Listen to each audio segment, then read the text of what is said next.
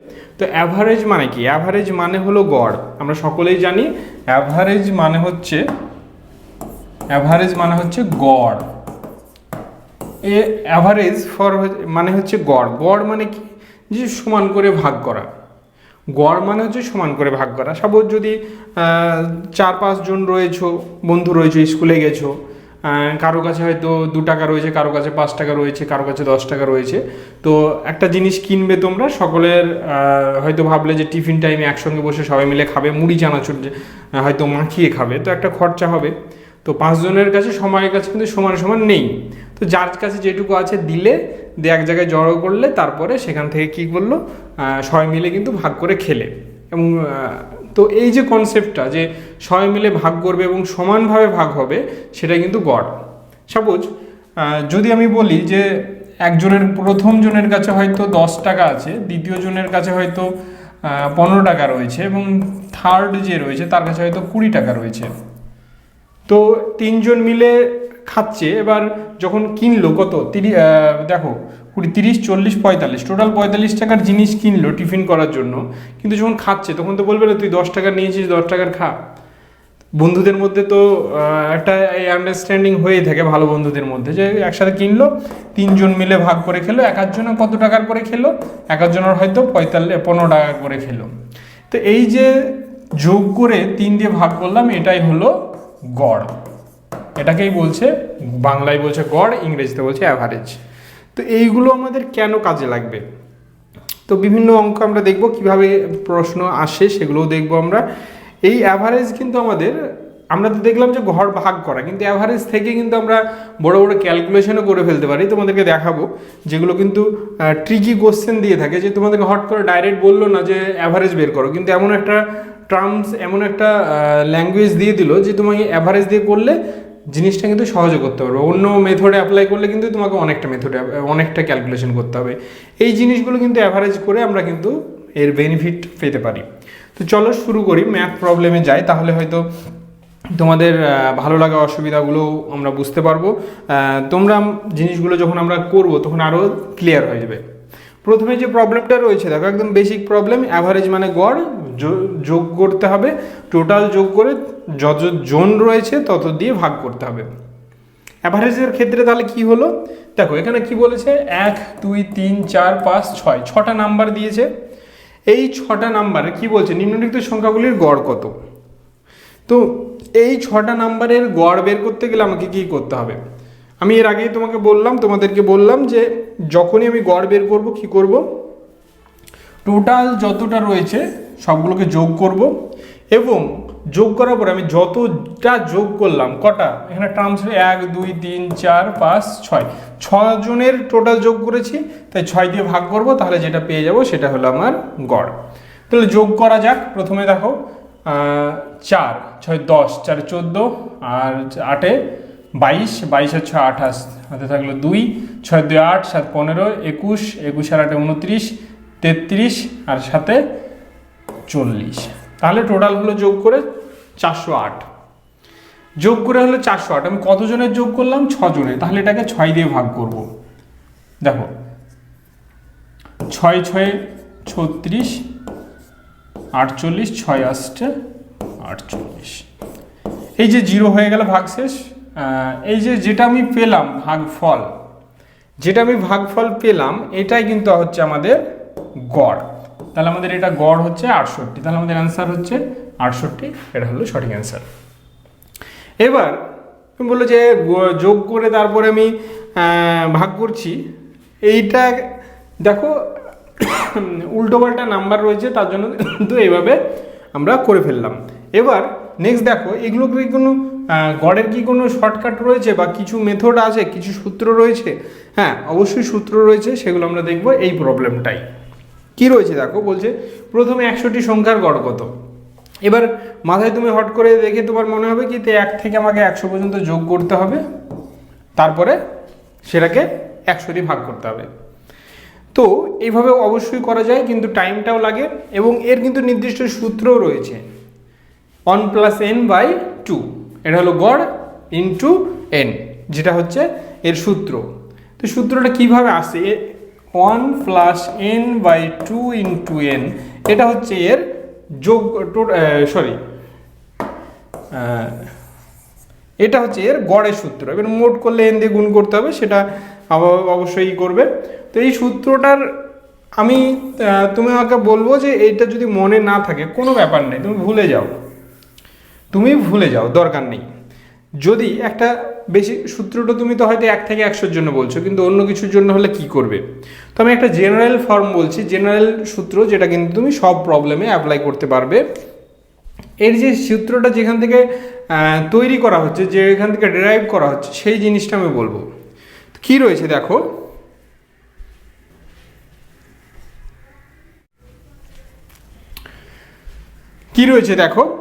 দেখো যখন কিছু নাম্বার থাকবে যেগুলোর আমাকে গড় বের করতে হবে, এবং সেই নাম্বারগুলোর যে গ্যাপ, নাম্বারগুলোর যে ডিফারেন্স, সেগুলো যদি সব সময়ের জন্য সমান হয়, সেটা স্টার্টিং 1 থেকে হোক আর 100 থেকে হোক, যখন 2 বা ততোধিক, 2 মানে তো গ্যাপ একই থাকবে, 3 বা ততোধিক যদি নাম্বার থাকে আমার কাছে, এবং তাদের যদি মিডিলকার গ্যাপটা যদি সবসময় সমান হয়, তাহলে তাদের গড় হবে ফার্স্ট যে সংখ্যাটা প্লাস লাস্ট যে সংখ্যা বাই 2, এটা হলো তার গড়। মানে কি বললাম আমি বুঝিয়ে দিই। আমি এই প্রশ্নটাতে যাচ্ছি না, আমি প্রশ্নর আগে একটু বলে দিই। তাহলে কি বললাম আমি? ফার্স্ট সংখ্যা প্লাস লাস্ট বাই 2, এটা হচ্ছে তার গড়। এবার গ্যাপগুলো সমান বলতে কি বোঝাচ্ছি এটা দেখো। সাপোজ আমার কাছে আছে 2, 4, 6, 8। আমি আরও উদাহরণ দেবো, এটা নর্মালি দিলাম। এতে দেখো প্রত্যেকের গ্যাপ কিন্তু কত করে? 2। কত? 2। প্রত্যেকের গ্যাপ কিন্তু রয়েছে 2 করে। তাহলে এখান থেকে প্রত্যেকের 2 গ্যাপ, যখন আমি 2 পেলাম, তাহলে আমার সূত্রতে কি বলেছিল? যদি কতগুলো নাম্বার দেওয়া থাকবে, তাদের গ্যাপ যদি সব সমান হয়, তাহলে আমার গড় হবে কি? প্রথম সংখ্যা মানে 2, কালারটা বোঝা যাচ্ছে না, প্রথম সংখ্যা মানে 2 প্লাস লাস্ট সংখ্যা কত? 8 বাই 2। 2 আর 8 10 বাই 2 সমান হয়ে গেল 5। তাহলে আমি, এটা হলো আমার গড়। এবার আমি মিলছে কিনা একটু দেখিয়ে নিতে পারি। দেখো 10, 8 আর 6 14, 14 4 18 আর 2 20, টোটাল হলো 20 বাই টোটাল 4টে সংখ্যা সমান হয়ে গেল 5। তো আমার গড় মিলে গেছে। এটা হচ্ছে, এবার যদি বলো স্যার সব জোড় সংখ্যা তাই হচ্ছে, এরকম কোনো ব্যাপার নেই। তুমি যদি এরকম পাও যে সাপোজ 7, তারপরে হয়তো 10, তারপরে হয়তো 13, তারপরে হয়তো তুমি পেলে 16, দেখো এখানে কিন্তু জোড় বিজোড় সব রকম সংখ্যা মিলিয়ে আছে। তাও এখানে আমার কি, এটা কি সূত্র, এই সূত্রটা কি কাজে লাগবে?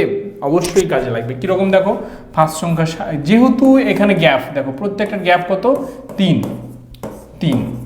তার জন্য কিন্তু আমার কি হবে? ফার্স্ট প্লাস লাস্ট বাই 2, এটা যোগ করলে আমি পাচ্ছি কত? 23 বাই 2 সমান হয়ে গেল 11.5। এটা হলো তার গড়। এবার আমি নর্মালি নাম্বার যোগ করে দেখি। 7 আর 13 হচ্ছে 20, 10 30, 40, 46 বাই হচ্ছে আমার 4। তাহলে ভাগ করে দেখো, পেয়ে যাবে 11, 4 44, আর 2 এর জন্য 5, 11.5। এটা সব সময়ের জন্য সত্যি। এবার এখানে যে অনেকে বলবে যে 1 থেকে শুরু হলে হবে বা 2 থেকে শুরু হলে, এরকম কোনো ব্যাপার নেই। মিডিল থেকে যে কোনো জায়গা থেকে শুরু হোক, কিন্তু যে নাম্বারগুলো দেবে তাদের গ্যাপগুলো সমান হতে হবে পরপর। এবার এটা হচ্ছে আমার জেনারেল ফর্ম সূত্রটার। দেখো এই সূত্র, এবার যদি পরীক্ষার ভাষায় এরকম থাকে যে সাপোজ বললো 3-এর 4টি গুণিতক, 3-এর গুণিতক মানে 3, 6, 9, 12, 4টি গুণিতক বললো। এবার কোনো সংখ্যার যদি গুণিতক হয়, যে কোনো সংখ্যার গুণিতক দেখবে তাদের গ্যাপগুলো কিন্তু সবসময় সমান হবে। 3-এর হলে প্রত্যেকটার গ্যাপ 3, 4-এর হলে প্রত্যেকটার গ্যাপ 4। তাহলে যদি আমরা এরকম বলে দেয় যে 3-এর 4টি গুণিতকের গড় কত, তাহলে আমি কি করব? 3 করব ইন্টু 4 নম্বর সংখ্যা। এবার এখানে 4 আমি হয়তো 12 দেখে নিচ্ছি, যোগ 12 দেখে নিচ্ছি, তাই করে দিলাম যে 12 আর 3 15 বাই 2 সমান হয়ে গেল 7.5। এবার আমাকে হয়তো বললো যে 3-এর 500টি গুণিতক, 500টি গুণিতক হলে কি করব, তখন তো আমাকে লিখে আমি মানে করতে পারবো না। তখন কি আছে দেখো, 3-এর প্রথম গুণিতক মানে হচ্ছে 3 × 1, 3-এর 500তম গুণিতক মানে 3 × 500 মানে 1500, 500তম গুণিতক মানে 3 × 500 মানে 1500 বাই 2 সমান হয়ে যাচ্ছে দেখো আমার 1503 বাই 2 সমান হয়ে গেল আমার 5। দেখো বুঝতে পারলে? তো এই মেথডটা আমার যখন দেখবে অনেকগুলো প্রবলেম থাকবে যেগুলোতে কিন্তু আমাকে বলে দেবে গুণিতক, 3-এর গুণিতক, 4-এর গুণিতক, 5-এর গুণিতক, এগুলোর কিন্তু করতে বলবে। এখানে আর একটা জিনিস রয়েছে, যদি এইরকম সিরিজের ক্ষেত্রে অনেক সময় আমাকে এইটুকু ক্যালকুলেশনও করতে হবে না। কখন করতে হবে না সেটুকু কিন্তু ভালো করে বুঝবে। যে কোনো প্রবলেমের ক্ষেত্রে করলে কিন্তু ভুল করে চলে আসবে নাম্বারটা। যদি কখনো তোমাকে দিয়ে দিল, সাপোজ আমি 5 দিয়ে বলি, 5, 10, 15, 20, 25, যদি কখনো বিজোড় সংখ্যা দেয় এবং তাদের গ্যাপটা যদি সবসময় সমান হয়, বিজোড় সংখ্যক সংখ্যা এবং গ্যাপ সমান, মাঝেরটা হবে তার গড়। চোখ বন্ধ করে ক্লিক করে চলে আসো, ক্যালকুলেশন যেটুকু করছিলাম আমরা এতক্ষণ এইটুকুও করতে হবে না। এবার তাহলে বলবে যে স্যার চ্যাপ্টারে তো কিছুই নেই, এই তো 15-16 মিনিট ক্লাস চলছে, এতেই অলরেডি কমপ্লিট হয়ে গেল। একদম ঠিক, এই চ্যাপ্টারের মেন বিষয়বস্তু কিন্তু এইটুকুই। এবার আমরা এগুলোকে অ্যাপ্লাই করব। নেক্সট তাহলে প্রবলেমটাই যাই আমরা। প্রবলেমটা কি বলছে দেখো, প্রবলেম বলছে প্রথমে 100টি পূর্ণ সংখ্যার গড় কি। পূর্ণ সংখ্যা কি আমরা আগেই দেখেছিলাম, প্রথম 100টি পূর্ণ সংখ্যা মানে হচ্ছে 1, 2, 3 করে 100 পর্যন্ত যাচ্ছে। তাহলে প্রথমে 100টি পূর্ণ সংখ্যার গড় বলতে গেলে প্রথম সংখ্যা পাবো, শেষ সংখ্যা জানি, বাই 2 সমান হয়ে গেল কত, 101 বাই 2 সমান হয়ে গেল 50.5। এটা হলো এটার অ্যান্সার। এবার এই প্রশ্নটা কিন্তু মিসেলেনিয়াসে এসেছিলো একটু ডিফারেন্স করে। এবার গড় না, সেখানে বলেছিল প্রথমে 100টি সংখ্যার যোগফল কত। তুমি ওখানে গড়ের কোনো আওয়াজই পেলে না, কিন্তু গড়ের আরেকটা যে ধর্মটা রয়েছে, কি রয়েছে দেখো, গড়ের আরেকটা ধর্ম হলো, আমি যদি কিছু সংখ্যক সংখ্যার যদি গড় পাই, সাপোজ এক্সটি সংখ্যার গড় যদি আমি ওয়াই পাই, তাহলে এক্সটি সংখ্যার মোট হবে গড় ইন্টু টোটাল সংখ্যা, মানে x into y into x মানে এক্স ওয়াই, এটা হলো তার মোট। মানে গড় ইন্টু সংখ্যার সংখ্যা, সেটাই হচ্ছে আমার মোট। এইটা কাজে লাগবে। এবার আমি আগেরটা কি পেলাম, গড় পেলাম কত, 50.5, টোটাল সংখ্যা হচ্ছে 100টি। তাহলে যদি আমাকে মোট বের করতে বলে, তাহলে আমার হয়ে যাবে 50 গুণ করে পাচ্ছি 50। এটাই প্রশ্ন ছিল। বিশেষ কোনো ক্যালকুলেশন কিন্তু করতে হতো না। অনেকে এত বড় প্রবলেম বলে কিন্তু স্কিপ করে চলে এসেছে, ছোট একটি নাম্বার কিন্তু মিস করেছে।